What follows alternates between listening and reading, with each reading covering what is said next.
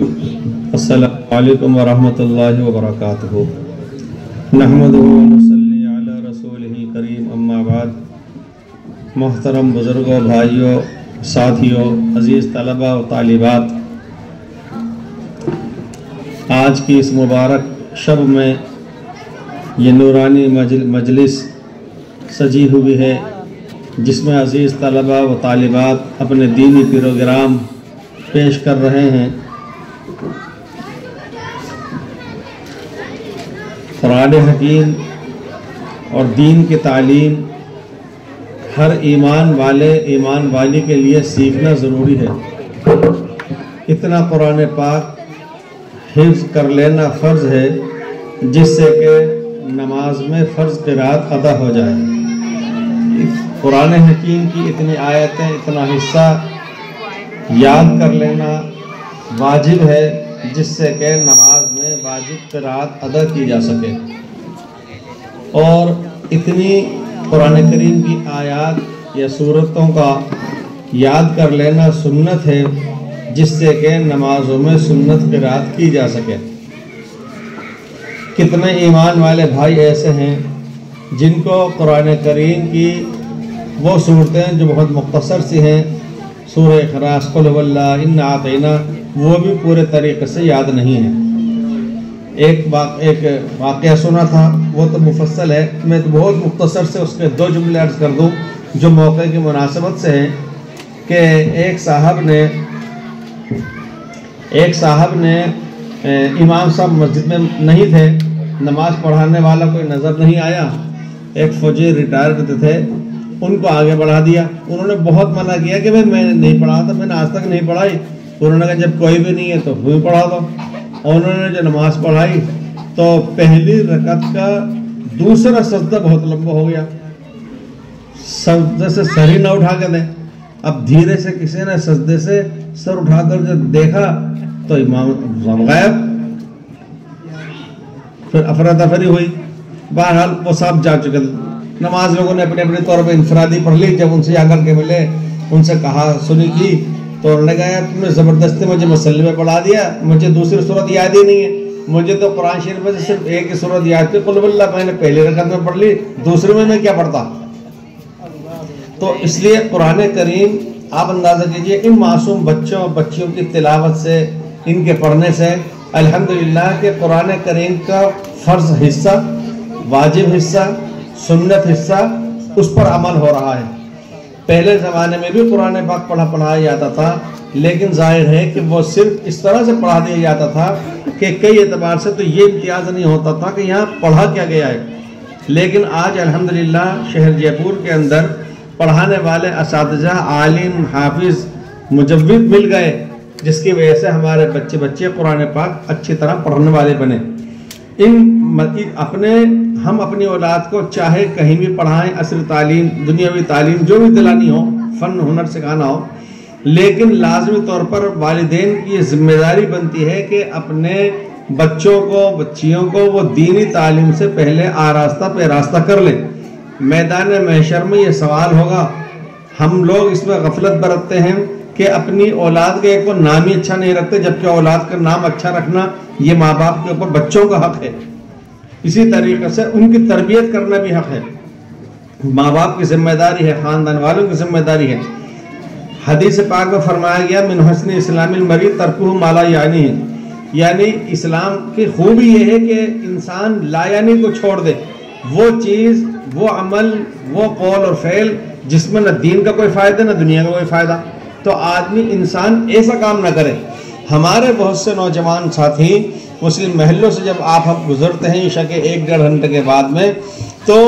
دوسرے محلوں میں کالونی میں جاتے ہیں تو وہاں سناٹا ہے، سکون ہے، لوگ کام دھندے میں دن بھر لگے رہے، پڑھنے پڑھانے میں لگے رہے، کاروبار میں لگے رہے، اور شام کو وہ اپنے گھر آئے، کھانا کھائے، اپنے گھر والوں کے ساتھ ماں باپ کو بھی اپنا وقت دے رہے ہیں، بیوی بچوں کو بھی وقت دے رہے ہیں۔ یہ ہوا ہمارے محلوں کے اندر اکثر بیشتر اپن یہ دیکھتے ہیں، روڈوں پہ، سڑکوں پہ یہ دیکھتے ہیں کہ ہمارا نوجوان طبقہ اگر وہ کسی کاروباری سلسلے میں جمع ہے تو اس کے اوپر کوئی بات نہیں کہی جا سکتی، اس لیے کہ جائز حلال کاروبار کرنا اور کمانا یہ بھی ہمیں دین کے اندر سمجھایا گیا ہے۔ لیکن اگر ہم صرف سیر و تفریح کی خاطر، سیر و تفریح بھی انسان کے لیے ضروری ہے، وہ 10-20 منٹ کر لے، 15-20 منٹ، آدھا گھنٹہ کر لے، پونا گھنٹہ کر لے، لیکن 2-3 گھنٹے، یعنی بوڑھے والدین ترستے رہے کہ بیٹا آئے تو 2 جملے بول لے، سن لے، اور یار دوست ان کو 2-3 گھنٹے مل رہے ہیں۔ تو اس لیے میرے بھائیوں، نوجوانوں کو اس بات کا خیال رکھنا چاہیے، ہمارے ایمان والے بھائیوں کا یا تو وقت گزرے عبادات میں، دین کے اندر، یا پھر یہ ہے کہ دنیا کے کمانے کے اندر۔ وہ دنیا تب کہلائے گی جبکہ وہ دین سے غافل کر دے، لیکن اگر یہ دنیا کے اندر کمانا، مال و دولت کا حاصل کرنا، محنت مزدوری کرنا، تجارت کرنا، زراعت کرنا، اگر یہ دین کے خلاف نہیں ہو رہا اور دین کے کام کرنے میں یہ معاون ثابت ہو رہا ہے، تو اس صورت میں وہ بھی دین ہی ہے۔ اس لیے کہ یہ حدیث پاک میں فرمایا گیا ہے کہ فریضے کے بعد سب سے بڑا فرض وہ حلال کاروبار کرنا ہے، حلال کمائی حاصل کرنا، اپنے لیے بھی، بچوں کے لیے، آل اولاد کے لیے، گھر والوں کے لیے۔ اپنے نوجوانوں پر اس بات کی نظر فرمائیں میرے بزرگ حضرات کہ ہمارے محلے کے اندر صرف یہ نہیں کہ میں اپنے بیٹے کو ہی دیکھ لوں، ہمارے پورے خاندان میں، برادری میں، سماج میں، پورے محلے کے اندر پہلے زمانے میں دستور تھا کہ محلے کے اندر کوئی لڑکا اگر شرارت ذرا سے کرتا تو محلے کا کوئی بھی بزرگ اس کو ڈانٹ دیا کرتا تھا۔ گھر والوں کو سن کر کے خوشی ہوتی تھی کہ بھئی محلے کے فلاں بزرگ نے ہمارے بچوں کو بھی اپنا سمجھا جو کچھ کہہ دیا۔ آج کے دور میں تو بہت مشکل ہے کسی سے کچھ کہنا، لیکن مجموعی طور پہ ہمارے محلے کے بزرگوں کو یہ خیال کرنا چاہیے کہ ہمارا نوجوان کہیں کسی نشے کی لت میں تو نہیں لگ رہا۔ بہت ہی سوچی سمجھی اسکیم اور منصوبے کے تحت مسلم بستیوں میں اور علاقوں کے اندر نوجوانوں کو اس طرف لایا جا رہا ہے، مائل کیا جا رہا ہے۔ اس طرف ہمیں دھیان رکھنا چاہیے کہ ہمارے نوجوان کبھی اس طرف کی غلط چیزوں کی طرف نہیں آئیں۔ دوسرا یہ کہ دین اور دنیا دونوں تعلیم سیکھنا چاہیے انسان کو۔ حضرت مفتی حکیم محمد حسن خان صاحب کے پاس میں سمجھتا ہوں کہ 45-50 سال کا عرصہ تقریباً ہوا ہوگا، ایک سوال کیا گیا تھا کہ ایک خاتون تھی اور اس زچگی کا وقت تھا، ڈاکٹروں نے آپریشن بتلا دیا اور آپریشن بھی مرد ڈاکٹروں کے ذریعے سے کرایا جانا تھا۔ حضرت مفتی حکیم محمد حسن صاحب سے مسئلہ پوچھا گیا کہ یہ جائز ہے کیا؟ تو حضرت مفتی صاحب نے پہلے تو یہ لکھا کہ کتنی شرم کی بات ہے کہ ہمارے ہاں مسلم سماج کے اندر ہمارے ہاں خواتین، ہماری لڑکیاں وہ خود اس قابل کیوں نہیں ہے کہ وہ آپریشن کر سکے۔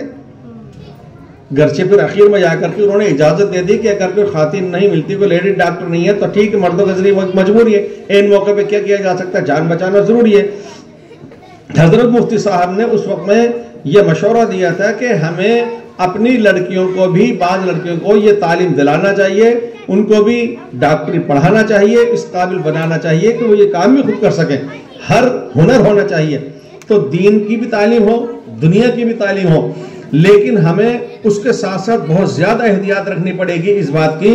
بہت زیادہ احتیاط رکھنا پڑے گی اس بات کی کہ ہماری بچیاں جو ہماری عزت ہیں،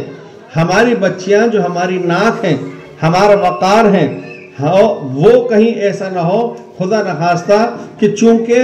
ایک سوچی سمجھی اسکیم کے تحت ایسا نہیں ہے کہ ہماری کسی بچی کو صرف کوئی لڑکا ہی اپنی طرف متوجہ کرے گا، وہ تو بہت بات کی باتیں ہوتی ہیں، وہ بھی کام انجام دینے کے لیے وسیلے اور ذریعے کے طور پر پہلے لڑکیوں کو ہی لگایا جاتا ہے۔ آپ سمجھ رہے ہیں؟ تو میرے بھائیوں، اور ایسی بے شمار